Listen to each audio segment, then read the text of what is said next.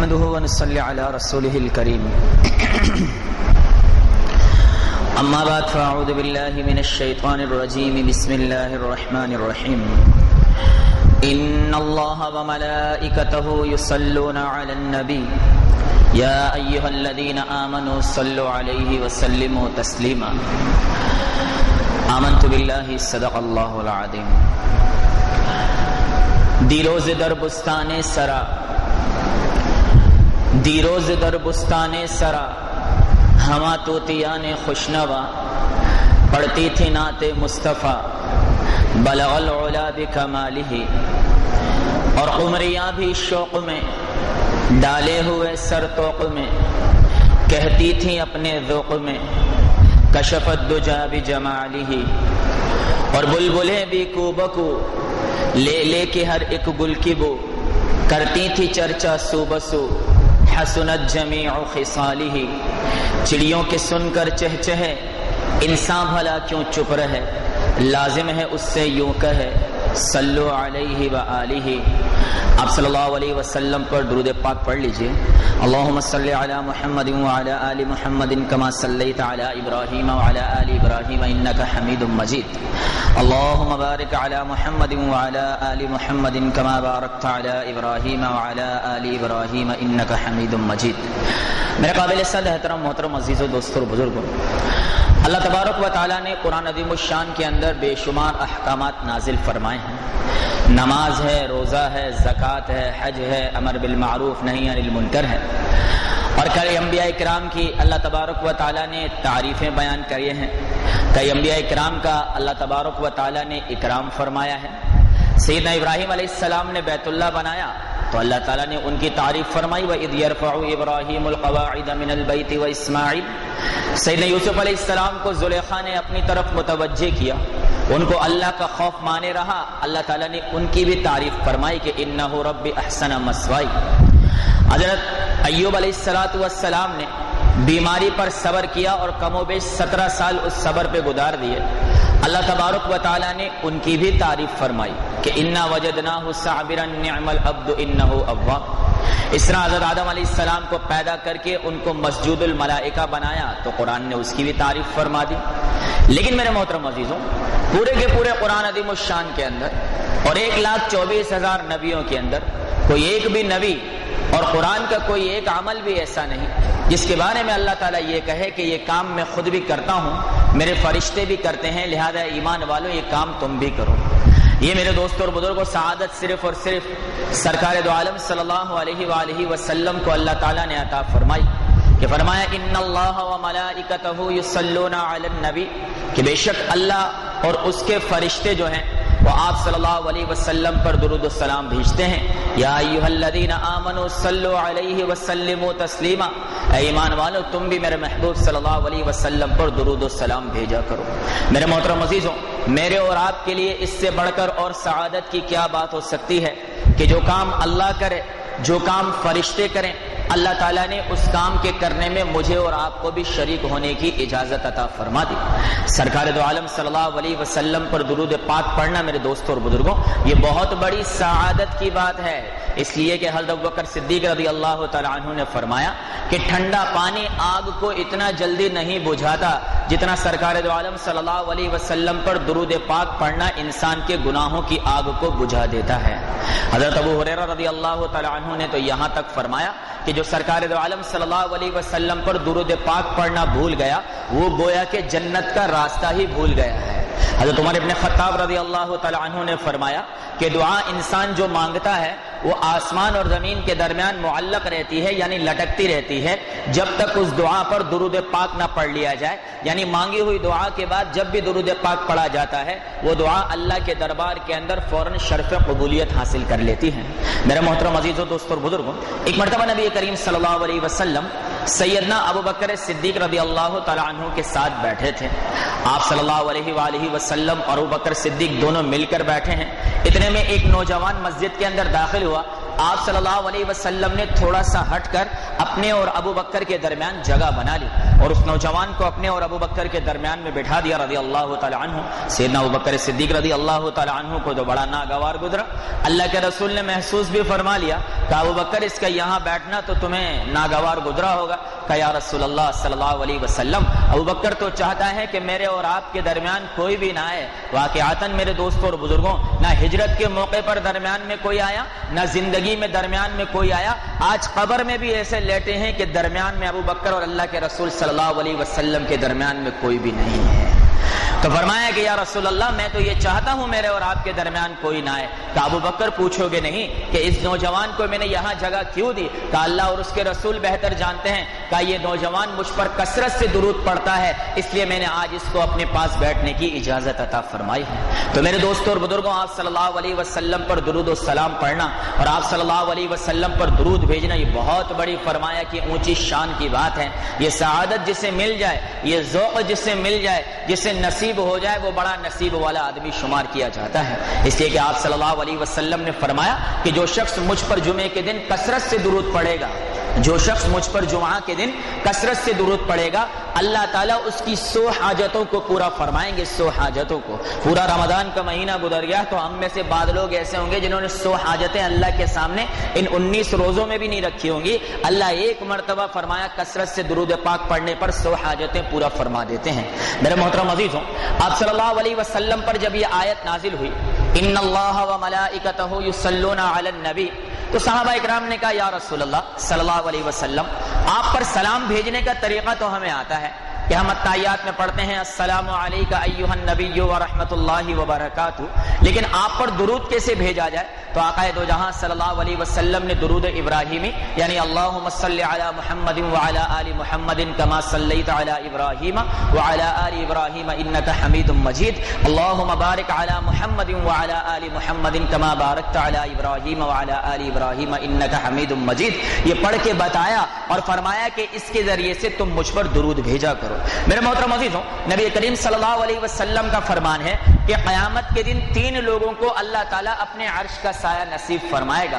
جس دن اللہ کے عرش کے سایہ کے سوا کوئی اور سایہ نہیں ہوگا، اس دن 3 لوگوں کو اللہ تعالیٰ اپنے عرش کا سایہ نصیب کرے گا۔ ایک وہ شخص جو کسی مصیبت زدہ کی مصیبت کو دور کرنے والا بن جائے، دوسرے نمبر پہ وہ شخص جو سرکار دو عالم صلی اللہ علیہ وسلم کی سنت کو زندہ کرنے والا بن جائے، اور تیسرے نمبر پہ وہ شخص جو سرکار دو عالم صلی اللہ علیہ وسلم پر کثرت سے درود پاک پڑھنے والا بن جائے۔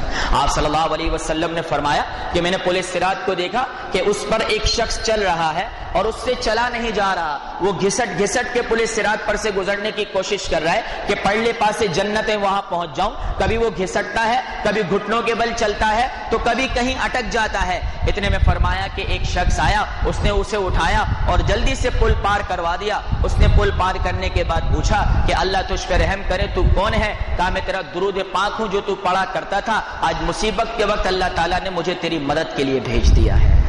میرے محترم عزیزوں، دوستوں اور بزرگوں، چھوٹی بات نہیں ہے، بڑی سعادت کی بات ہے۔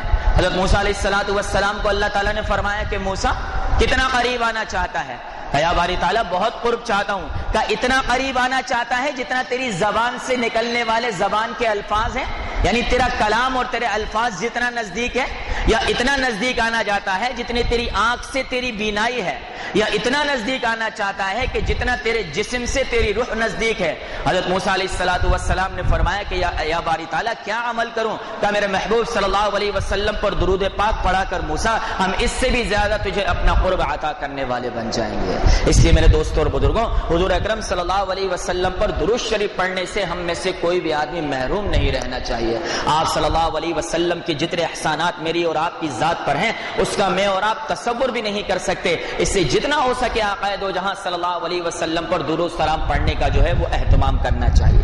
اب یہ درود پاک پڑھنا میرے دوستوں اور بزرگوں انسان کے لیے اس جہان اور اس جہان دونوں جہانوں میں کامیابی کا ذریعہ بن جاتا ہے۔ چنانچہ دنیا کے اندر درود پاک کا فائدہ کیا ہے؟ سید القرا ابی بن کعب رضی اللہ تعالی عنہ نے ایک مرتبہ سرکار دو عالم صلی اللہ علیہ وسلم سے پوچھا کم اجعل لک صلاتی، یا رسول اللہ صلی اللہ علیہ وسلم آپ پر کتنی مرتبہ درود پاک پڑھوں؟ اللہ کے رسول نے فرمایا ما شئت، جتنا پڑھے گا اتنا ملے گا۔ کہا ٹھیک ہے یا رسول اللہ، میں چوتھائی دن آپ پر درود پاک پڑھا کروں گا۔ یہ فرضی عبادت کے علاوہ کی بات ہے، چوتھائی دن آپ پر درود پاک پڑھا کروں گا۔ آپ صلی اللہ علیہ وسلم نے فرمایا ابی اور بڑھائے گا تو اور ملے گا؟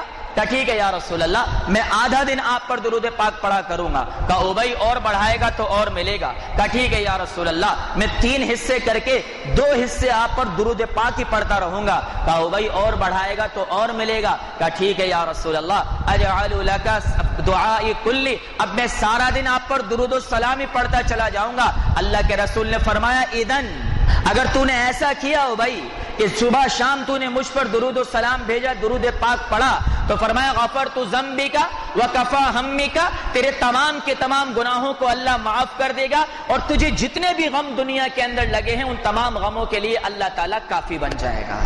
تو آپ صلی اللہ علیہ وسلم پر درود شریف پڑھنا میرے دوستوں اور بزرگوں صرف باعث ثواب نہیں ہے، بلکہ دنیا کے اندر بھی اونچا مقام ملنے کا ذریعہ ہے، دنیا کی پریشانیوں کے حل کا ذریعہ ہے۔ جیسے میں نے تھوڑی دیر پہلے عرض کیا کہ کثرت سے درود پاک جمعے کو پڑھا جائے 100 حاجتیں اللہ پورا فرماتا ہے۔ تھوڑی دیر پہلے عرض کیا کہ ایک شخص کو ابو بکر اور اپنے درمیان جگہ دے دی، اس بنیاد پر کہ فرمایا وہ مجھ پر کثرت سے درود پڑھتا ہے، اس سے بڑی دنیا میں اور کیا سعادت مل سکتی ہے۔ اب درود پاک کا پڑھنا موت کے وقت کیسے کام آتا ہے؟ ایک شخص کی موت کا وقت بالکل قریب ہے اور نزع کی حالت ہے، لیکن چہرے پر اتنی گھبراہٹ نہیں، ساتھ میں بیٹھے ہوئے کسی نے پوچھ لیا کہ بھائی موت کی کیفیت کیسے لگ رہی ہے، موت کا ذائقہ کیسے لگ رہا ہے؟ کہا مجھے اتنی کرواہٹ محسوس نہیں ہو رہی، کیونکہ میں نے علماء اکرام سے یہ بات سنی ہے کہ جو اللہ کے رسول پر کثرت سے درود پڑھتا ہے اللہ تبارک و تعالیٰ اس پر موت کی سختی کو آسان فرما دیتے ہیں۔ موت کے بعد کا معاملہ کیسا ہے؟ ابھی قبر میں نہیں اترے، ابھی موت کے بعد کا معاملہ کیسا ہے؟ حضرت موسیٰ علیہ السلام کے زمانے کے اندر یعنی بنی اسرائیل کے اندر ایک شخص تھا، بہت زیادہ گناہگار تھا۔ اللہ کی شان اس کے گناہ جو تھے وہ لوگوں کے اندر کھل کے سامنے آئے ہوئے تھے، کتنی برائیاں اس کے اندر موجود تھی۔ یہ آدمی مر گیا، لوگوں نے اسے ویسے ہی اٹھا کر پھینک دیا، نہ نماز جنازہ پڑھی، نہ کفن دیا، نہ غسل دیا، ویسے ہی اٹھا کر پھینک دیا۔ اللہ تبارک و تعالیٰ نے حضرت موسیٰ علیہ السلام پر وحی نازل فرمائی کہ میرے موسیٰ جاؤ فلاں جگہ ہمارا ایک بندہ پڑا ہے، اسے غسل دو، کفن دو اور اس پر نماز جنازہ پڑھو۔ اور جب موسیٰ علیہ السلام نے اسے اٹھایا اور اسے غسل دیا، کفن دیا اور جنازے کی تیاری کی تو بنی اسرائیل کے لوگ بھی مجبور ہو گئے کہ جب نبی کھڑا ہے تو ہمیں بھی کھڑا ہونا پڑے گا۔ چنانچہ اللہ تبارک و تعالیٰ کے حکم سے یہ عمل کیا۔ حضرت موسیٰ علیہ السلام نے پوچھا کہ میرے مولا آخر ایسی بھی کیا بات ہے، یہ تو بڑا گناہگار بندہ تھا، حتیٰ کہ بنی اسرائیل کے لوگ اس کی نماز تو نماز، اس کو کفن دینے کو تیار نہیں تھے، اس کا کون سا عمل ہے؟ کہا موسیٰ اور کوئی عمل تو نہیں، ایک مرتبہ اس نے تورات کو کھولا تھا، وہاں میرے نبی کا نام نظر آیا، اس نے اس پر درود پاک پڑھ لیا تھا، اس ایک درود پاک کی برکت سے ہم نے اس کے تمام گناہوں کو معاف کر دیا تھا۔ تو مقام دیکھیں میرے دوستوں اور بزرگوں کہ جسے عام لوگوں نے ٹھکرا دیا، اللہ نے نبی کو پابند کر دیا کہ اس کی نماز جنازہ پڑھا کر، کیونکہ ایک مرتبہ اس نے درود پاک پڑھا تھا، وہ محمد صلی اللہ علیہ وسلم کا ماننے والا نہیں تھا، وہ چاہنے والا نہیں تھا، ویسے ہی اللہ تبارک و تعالیٰ نے اس کی زبان سے یہ درود پاک نکال دیا۔ اگر آپ مان کر اور چاہ کر اور محبت میں ڈوب کر پڑھیں گے تو اللہ تبارک و تعالیٰ کیا سعادت عطا فرمائے گا۔ ایک اللہ والے کا انتقال ہوا، ابن حجر مکی رحمت اللہ علیہ اپنی کتاب میں لکھتے ہیں کہ کسی کے خواب میں زیارت ہوئی تو دیکھا تو بڑے عیش و عشرت میں ہے۔ کہا بھائی کیا معاملہ بنا؟ کہا بھائی معاملہ کیا بننا تھا؟ کہا بھائی آپ کا تو بننا ہی بننا ہے، آپ تو اللہ والے آدمی تھے۔ ارے کہا نا بھائی بڑا عجیب مسئلہ ہو گیا۔ کہا منکر نکیر جیسے ہی قبر میں آئے اور مجھ سے میرے اعمال ناموں کا سوال پوچھنے لگا، میں تو بالکل سب بھولا گیا اور میری زبان نے فرمایا ساتھ دینا چھوڑ دیا۔ میں نے سوچا یا اللہ یہ کیا معاملہ ہے؟ تو ایک نے کہا منکر نکیر میں سے، یہ تیری زبان کی غلط استعمال کی وجہ سے ہے کہ تو قبر کے سوالوں کو بھلا چکا ہے۔ ابھی فرمایا میں پریشانی کے عالم میں تھا کہ یا اللہ اب کیا ماجرا بنے گا، اگر قبر کے 3 سوالوں کا جواب نہ دیا تو معاملہ ہی بگڑ جائے گا۔ اتنے میں ایک خوبصورت شخص آیا کہ جس کے چہرے پہ نورانیت تھی اور وہ میرے اور منکر نکیر کے بیچ میں آ کر کھڑا ہو گیا، اور جو سوال وہ پوچھتے رہے یہ مجھے جواب بتاتا رہا، میں جواب دیتا رہا۔ جواب کا سلسلہ جب ختم ہوا میں نے پوچھا اللہ تجھ پہ رحم کرے تو کون ہے؟ کہا میں ایک شخص ہوں جو تیرے کثرت درود پاک سے پیدا کیا گیا ہے، اور جب بھی تجھ پر مصیبت آتی ہے اللہ تعالیٰ نے ذمہ لگا دیا کہ تیری مدد کو پہنچ جایا کروں۔ تو قبر کا بیڑا بھی پار درود پاک پڑھنے کی برکت سے۔ اب فرمایا حشر کے میدان کے اندر کا معاملہ کیا ہے؟ ابن ابی دینا رحمت اللہ علیہ نے اس روایت کو نقل کیا ہے اور فرمایا کہ الاعلام ایک کتاب ہے، اس کے اندر اس کو فرمایا حدیث کو لکھا گیا ہے۔ کہتے ہیں قیامت کے دن اللہ تبارک و تعالی حضرت آدم علیہ السلام کو 2 سبز رنگ کے لباس پہنائے گا، اور اتنا دراز قد اللہ تعالیٰ عطا فرمائے گا کہ پورا میدان حشر حضرت آدم علیہ السلام کو نظر آئے گا، کیونکہ وہ پوری کی پوری انسانیت کے باپ ہیں۔ 1,24,000 نبی کے جتنے امتی تھے ان سب کے وہ باپ ہے۔ چنانچہ اللہ ان کو یہ سعادت دے گا کہ دیکھ تیرے کون سے بندے جنت میں اور کون سے جہنم میں جا رہے ہیں۔ اللہ تعالیٰ ہم سب کو اپنے اہل و عیال کے ساتھ جنت میں جانا نصیب فرما دے۔ روزے کا وقت ہے میرے دوستوں، جمعے کے دن صبح کی وقت ہے، آمین اللہ کے دربار میں قبول ہو جائے تو ہم گناہگاروں کا بھی بیڑا پار ہو جائے۔ بہرحال آدم علیہ السلام دیکھ رہے ہوں گے کہ جنت کون جا رہا ہے، جہنم کون جا رہا ہے۔ اچانک امت محمدیہ کے ایک شخص پر ان کی نظر پڑے گی جس کو فرشتے کھینچ کر جہنم کی طرف لے جا رہے ہوں گے۔ آدم علیہ السلام یہاں وہاں دیکھیں گے، سرکار دو عالم صلی اللہ علیہ وسلم پر نظر پڑے گی۔ آدم علیہ السلام آواز دیں گے، یا احمد یا احمد یا احمد، اے احمد اے احمد اے احمد۔ یہ اللہ کے رسول کا نام ہے صلی اللہ علیہ وسلم۔ آپ صلی اللہ علیہ وسلم متوجہ ہوں گے کہ ہاں پوری کی پوری انسانیت کے بعد کیا بات ہے کہ آپ کے فلاں امتی کو فرشتے جہنم میں لے کر جا رہے ہیں۔ آپ صلی اللہ علیہ وسلم نے فرمایا میں اپنی تہبند کو کس دوں گا۔ یہ کسی انسان کے پیچھے تیزی سے جانے کے لیے یہ محاورہ استعمال کیا جاتا ہے۔ فرمایا میں اپنی تہبند کو کس دوں گا اور تیزی سے میں فرشتوں کے پیچھے جاؤں گا اور میں فرشتوں کو آواز دوں گا کہ فرشتوں ذرا رک جاؤ، یہ میرا امتی ہے۔ فرشتے مڑ کر کہیں گے کہ اللہ کے حبیب آپ تو جانتے ہیں ہم تو انتہائی درجہ سخت گیر ہیں، جو حکم مل گیا اس کی تعمیل ہے، جہنم میں لے جانے کا حکم ہے، ہم نہیں رک سکتے۔ آپ صلی اللہ علیہ وسلم فرماتے ہیں کہ جب فرشتے مجھے یہ جواب دیں گے تو میں مایوس ہو جاؤں گا، اور فرمایا مایوسی کے عالم میں فرمایا اپنا الٹا ہاتھ جو ہے وہ اپنی کوہنی پہ رکھوں گا کہ بعد اوقات آدمی یوں سوچنے لگتا ہے کہ یار یہ کیا معاملہ ہے، یوں حدیث میں سمجھایا گیا کہ یوں میں اپنی فرمایا تھوڑی پہ ہاتھ رکھوں گا اور فرمایا اللہ کے عرش کو دیکھ کر میں کہوں گا یا باری تعالیٰ تو نے مجھ سے وعدہ کیا تھا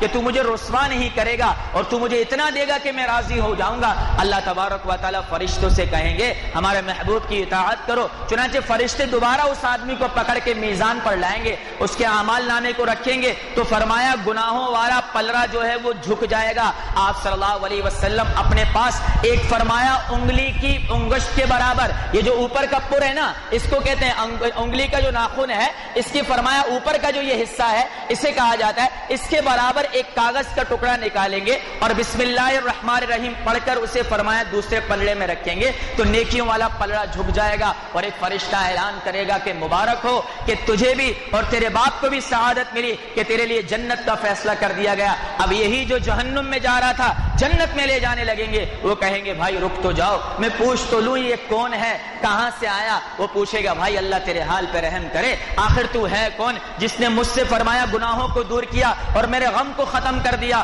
وہ کہے گا میں تیرا نبی محمد صلی اللہ علیہ وسلم ہوں، تو مجھ پر کثرت سے درود پڑھتا تھا، آج ضرورت کے وقت میں نے تیرا پڑھا ہوا درود تجھے واپس کر دیا ہے۔ آپ نے کیا سمجھا؟ آپ نے یہاں اللہ کے رسول کا نام سنا، آپ نے کہا صلی اللہ علیہ وسلم۔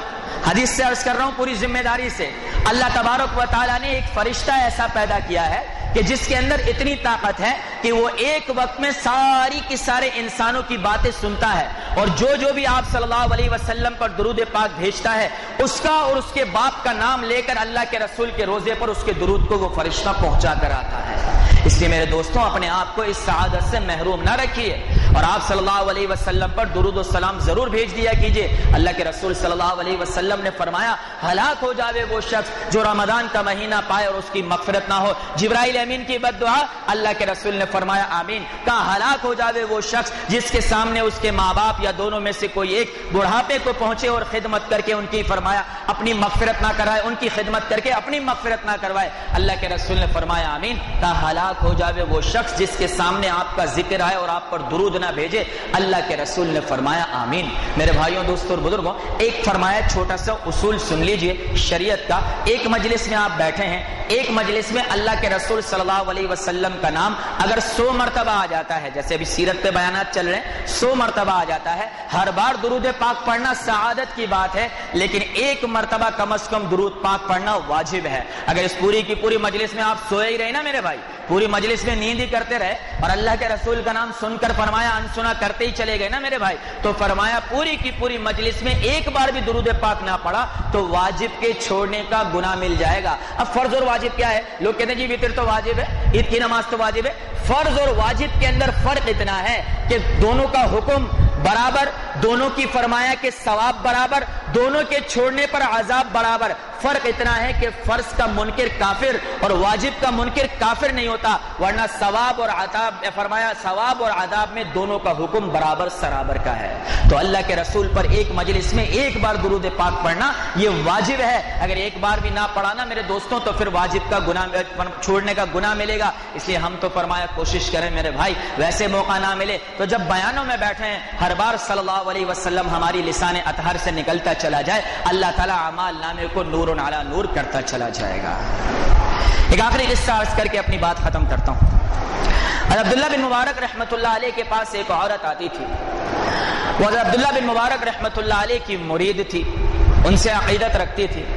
اللہ کی شان اس کی ایک جوان بیٹی تھی جو فرمایا اتنی دیندار نہیں تھی، دنیا پرست وہ بہت زیادہ تھی، فیشن پرست بہت زیادہ تھی، آزادی کی زندگی گزارتی تھی۔ جوانی میں اللہ تعالیٰ نے اس لڑکی کو اپنے پاس بلا لیا، اس کا انتقال ہو گیا۔ اب اس کے مرنے کے بعد یہ عورت بڑی اداس رہنے لگی اور اکثر چاہتی تھی کہ بیٹی کا حال دیکھ لوں۔ ایک مرتبہ عبداللہ بن مبارک رحمۃ اللہ علیہ سے فرمایا آپ تو بڑے اللہ والے آدمی ہیں، آپ اللہ تبارک و تعالیٰ سے درخواست کیجئے کہ اللہ تعالیٰ مجھے میری بیٹی کا حال بتا دے۔ حضرت عبداللہ بن مبارک رحمۃ اللہ علیہ نے ان کو ایک عمل بتایا اور یہ عمل ہم سب کے لیے ہیں جو کرنا چاہیں وہ۔ فرمایا 4 رکعت نماز پڑھ رات سونے سے پہلے، اور ہر رکعت میں سورہ فاتحہ کے بعد الہاکم التکاثر والی سورت کو پڑھ لیا کر، جو سورہ عصر اور سورہ قارعہ کے درمیان میں ہے۔ الہاکم التکاثر کو ایک بار اور سورہ فاتحہ ایک بار، چاروں رکعتوں میں یہی فرمایا سورت پڑھ لیا کر، اور اس کے بعد قبلے کی طرف رخ کر کے درود شریف پڑھتے پڑھتے سو جا، اللہ نے چاہا تو تیری بیٹی کی تجھے زیارت ہو جائے گی۔ اللہ کی شان 2-4 دن عمل کیا، اخلاص سے کیا تھا نا میرے دوستوں، اللہ تعالیٰ نے بیٹی کی زیارت کرائی تو بیٹی تو آگ کے اندر جل رہی ہے، اس پر عذاب آ رہا ہے اور بڑی سخت تکلیف کے اندر ہے۔ یہ تو اٹھی تو صبح رونے لگی، عبداللہ بن مبارک رحمۃ اللہ علیہ کی خدمت میں آئی، کہا حضرت بیٹی کا حال تو دیکھ لیا لیکن اس پر بڑا عذاب ہو رہا ہے، اب کیا کروں؟ کہا صدقہ دے دے، صدقہ دینے سے اللہ تعالیٰ مردوں کا عذاب ختم کر دیتا ہے، صدقہ دینے سے اللہ تعالیٰ مردوں کا عذاب ختم کر دیتا ہے۔ اس نے صدقہ دے دیا، بات آئی گئی ہو گئی۔ حضرت عبداللہ بن مبارک رحمۃ اللہ علیہ فرماتے ہیں تھوڑے دنوں بعد اللہ تعالیٰ نے مجھے جنت کی زیارت کروائی۔ اب میں جنت میں گھوم رہا تھا،